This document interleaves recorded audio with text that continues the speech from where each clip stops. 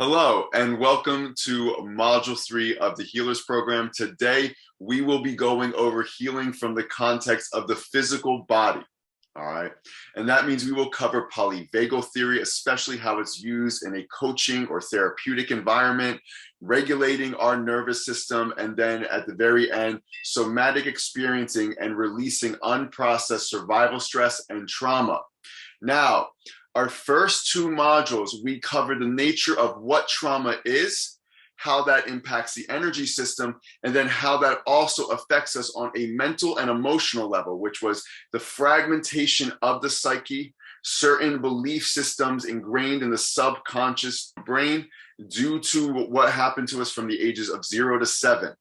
So when we become aware of that inner child consciousness coming up through its black and white thinking, through like excessive states of blaming or taking too much shame and responsibility for something, we need to understand then how to actually process the underlying emotion we want separated from. Now, with the nature of trauma, many of us had to disconnect from the feeling self to survive. So a lot of us and a lot of the clients that you have coming in, if you are a alternative health practitioner, coach, or therapist, they may have forgotten how to feel, or they may not know how to regulate themselves through the feeling or through the emotion in a safe capacity. Our job is to help someone come back home and to help gain awareness of their internal environment so that the emotions and feelings are not controlling them or they're completely numbed out from them, but rather that we can consciously engage with our internal sensory experience, feel into the emotion, but also understand when it's going to become overwhelming, and then how to find safety. So when we are working with clients, it is very important to understand the nature of our autonomic nervous system and how to build up an individual's ventral vagal complex. Now, our nervous system is responsible for our automatic bodily functions. So think about digestion, your heart rate. Oftentimes when we're having issues with like irritable bowel syndrome, right? Crohn's disease, it could actually be because we are engaged in chronic states of fight or flight where those kind of intestinal issues not up. Our nervous system is also responsible for our stress step responses. So how do we engage when we encounter a threatening scenario? We all need this mechanism. We all need to sense when danger is approaching, and our physiology needs to react and respond accordingly. And then our nervous system also helps us with social engagement. How do we know when we are safe to be around someone, when we are safe to connect, when we are safe to receive love? Now, our nervous system is broken down into our sympathetic nervous system, right? This is responsible for our fight or flight mechanism. When we encounter a stressful or threatening situation, we either feel we need to fight our way through it or flight out of it. This is when things begin to ramp up, per se. Eyes dilate, right? Pupils dilate. You start to get a shot of cortisol, okay? And then there's a parasympathetic nervous system. This is what slows us down. But the parasympathetic nervous system is actually broken down into two different parts. We have our ventral vagal portion, which is responsible for how we engage socially within our environments when we feel safe to connect, right? And it's unique. This portion is unique to mammals. And then our dorsal vagal portion. This is our hibernation zone. This is our shutdown zone. This is our freeze zone. This is when the system goes, I need to stop.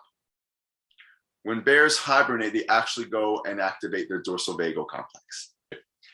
So whether we realize it or not, our nervous system actually works in a ladder-like function. Now, what does that mean? For many of us, the goal is to spend the majority of our time in the ventral vagal complex, right? This is what allows us to connect with others. This is activated when we're learning, acquiring knowledge, receiving love. When someone is in their ventral vagal complex, we are often in states of joy, peace, safety, even a soft sense of sadness when we're just feeling, maybe a little bit of grief over losing someone. Now, what ends up happening is a threat will come into our environment, something that threatens our perceived sense of self or our actual physical safety. And we must descend down the ladder. Our sympathetic nervous system becomes activated, and we find ourselves in a fight or flight response. And so this is when we feel an increase in adrenaline, right? We become very hyper aware to our environment and what's going on. Our focus really becomes on the external world or the external environment, perceiving where this threat is arising from. And so when someone is in their fight or flight mechanisms, you can see them being anxious or jittery, worrisome. They may be going into a fit of rage if their fight complex is activated, or they're just very irritable. Lastly, when we feel that we cannot fight or flight our way out of a traumatic environment, we have to descend down the ladder once again, even further. And this is our dorsal vagal complex. This is our shutdown system. The body ceases to function. It is a hibernation zone. And this is activated to escape pain. Okay, this is God's way, or some higher power's way of easing our suffering. There's actually a great story about a man who was working with, I believe it was with lions. And somewhere along the way, he made a mistake. And the lion began to eat him. Okay. And fortunately for him, someone came in and saved him. But the man had a punctured lung, fractured ribs, right? Bruising all throughout his body. And someone asked him, wow, that pain must have been excruciating. And he said, I could barely feel it. When most animals or even people in this scenario are in a situation that is life-threatening, but they can't get their way out of it, the body activates a mechanism to ease the suffering. Natural opioids begin releasing, okay? And so we don't necessarily have to feel the pain of the event.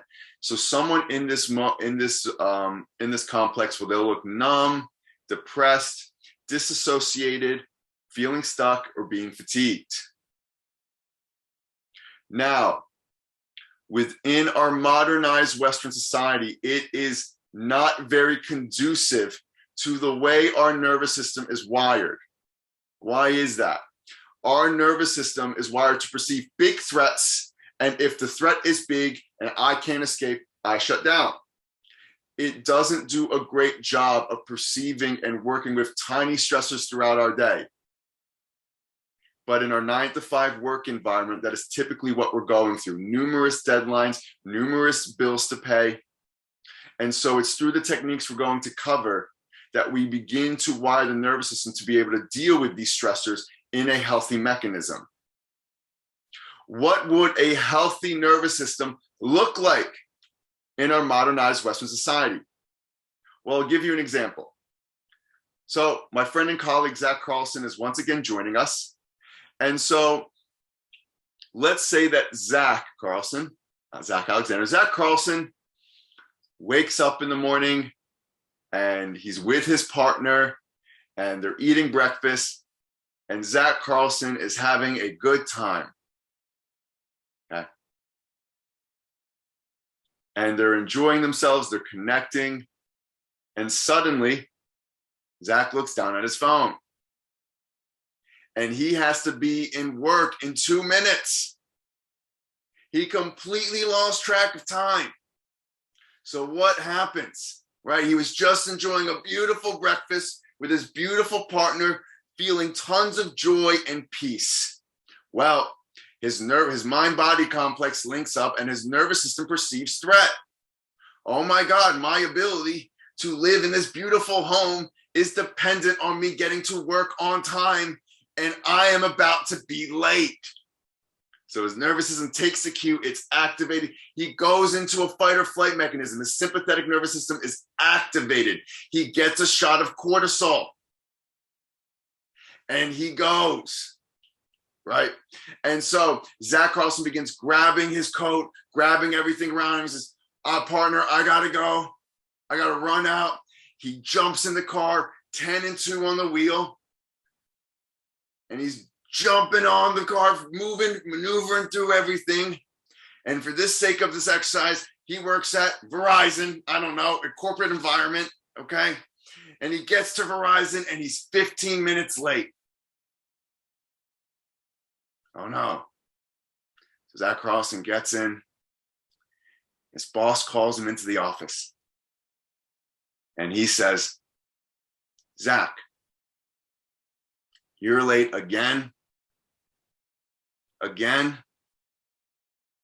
How many times does this have to happen before we potentially let you go? It's clear that you are not upholding yourself to the high standards. All of a sudden, Zach feels this sense of rage, this sense of despair. But Zach Carlson has to finish the day out. He has to go into his cubicle and make his sales calls and write up his TPS reports. And he can't argue back with this supervisor. So Zach Carlson's system takes that cue and says, we got to descend down again. And unfortunately for a lot of employees working in corporate America, they do find themselves in their shut down and immobility complex when they are working their 9 to 5. Zach Carlson becomes a little bit numb and kind of goes on autopilot, just working through his day. His colleagues might stop by, ask him how he's doing. He's just like, I'm fine, I'll get through it. Now, Zach Carlson's boss asked him to see him again at the end of the workday. So this overlooming threat of his livelihood being taken from him is there, but he can't focus on that. He has to do what he has to do. And at the end of the day, Zach Carlson goes to his boss's office and he's not even there. He didn't even stay behind. So Zach goes, all right, I guess I'm going to go home. So he goes back in his car. He's driving on back, right?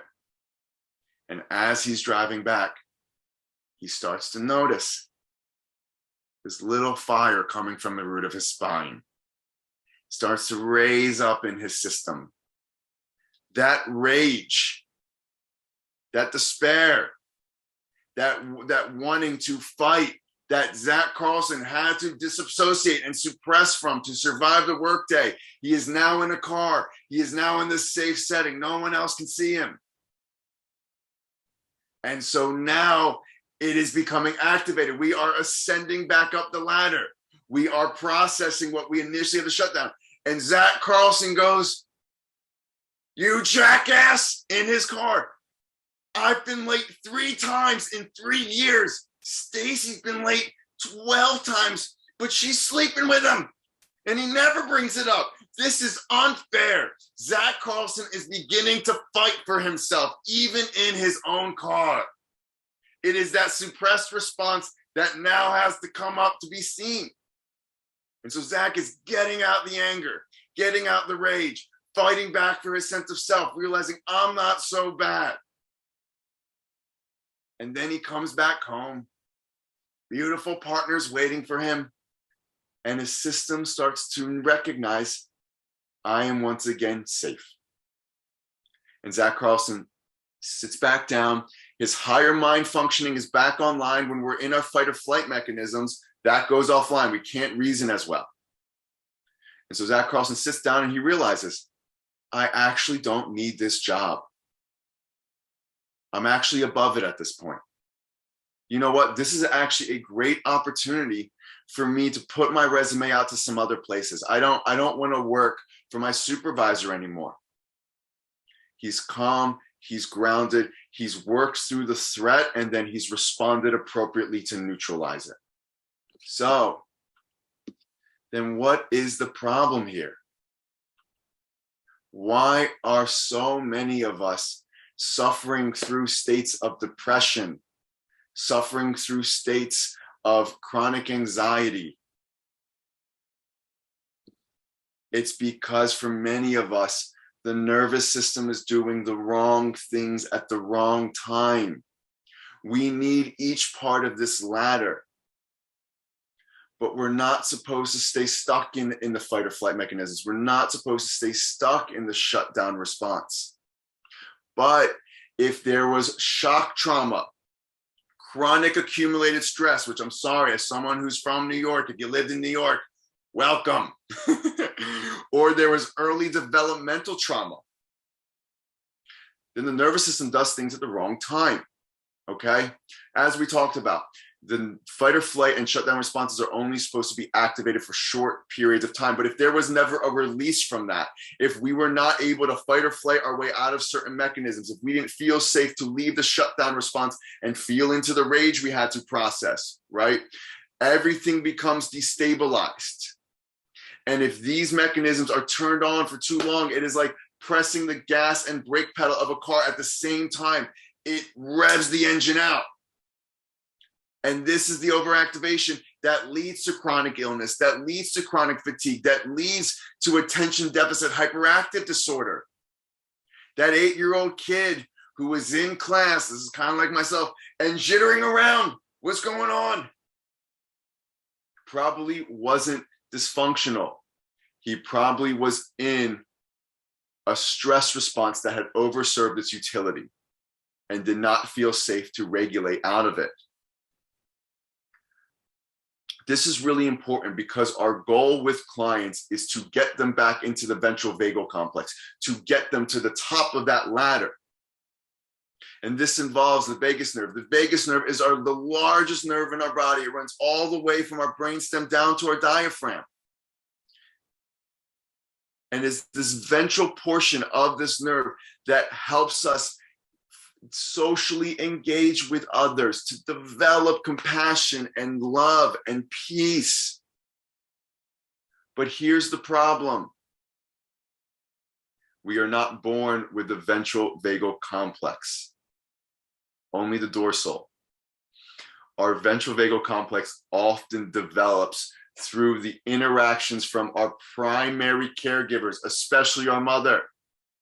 So if our mother was chronically dysregulated, it serves that we probably don't develop safety in our nervous system as well. Our nerve will model hers, right? This part of our nervous system, it develops through connection and play and being emotionally attuned to, being nurtured. But if that wasn't available, this part didn't develop correctly. The ventral vagal complex, it's kind of like this big cable and this big sheath around it with all the wirings inside.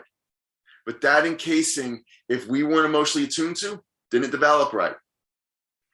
And it can cause us to feel frenetic and on edge all the time. So this is what happens. As a coach, as a therapist, as an alternative health practitioner, can you create an environment where your client, for the first time, can start to sense, I might be safe. I might be able to be with my emotional experience and not be judged or to feel a threat to my sense of self and my security. This is the work. Can you create a setting where your client feels safe to creatively express themselves? Now, when we step into that container with a client, it is always important to assess where they are on this nervous system ladder. Individuals will tend to spend the majority of their time in one of these parts, but as you remember from module 2, we can have different fragmented parts of us that can come out and they will all be at a different part of this ladder. Isn't this fun? All the different dimensions of experience. So that 7-year-old part, that could be a fight or flight response. That 11-year-old part, that could be a shutdown response. Or different external events around us can trigger us into certain responses relative to the unprocessed trauma. But when a client walks in, notice, are they fidgety? Are they nervous? Do they talk very fast? Because if so, then they are likely stuck in that fight or flight response. Or when a client comes in, do they seem glazed over, tired, unable to vocalize their feelings. I've had clients come in like, I really don't care what happens to me. I really don't care about the situation. I just kind of feel like everything is happening around me, but not to me. They're in the shutdown complex, okay? And it's important to understand this because the way that we will interact with the clients and the modalities that we will apply will differ relative to where they are on this ladder. It takes about, in my estimation, in my work, it takes about a year to get someone up another rung of the ladder primarily, right? It takes time to rewire the nervous system. But guess what? That's still a big deal. Someone who's been in a fight or flight mechanism running around, right? They're finally able to relax and sink into peace and safety. Now, some of you may be at home, maybe going, but if you're in a shutdown complex, now you're just in fight or flight after a year of work? Yeah. And you know what? That person that was laying around and felt lifeless and they couldn't do anything, now they're running around, they're exercising, they're able to take the steps they need to in their work, they feel active. Of course, they may be running around like the Energizer Bunny and not able to fully regulate themselves down to a state of calmness, but they have a life now. And that's better than being constantly numbed out as long as there is not an overarching threat where we have to do that for our own sense of safety.